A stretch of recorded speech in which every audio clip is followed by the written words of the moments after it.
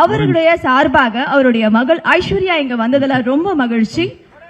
அவருக்கு சேர வேண்டிய இந்த trophy அவருக்கேதான்.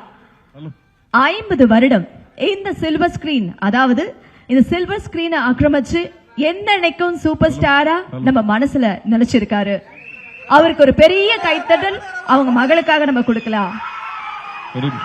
Silence. Oh, can I? Kilo kar. Sir, first visual, sir. Visual. Silence. Video okay?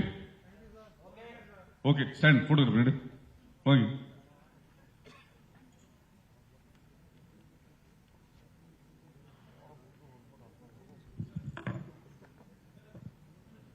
Ready? Okay. Thank you. Mr. Aishwarya is going to say a few words. The mic is all yours, ma'am.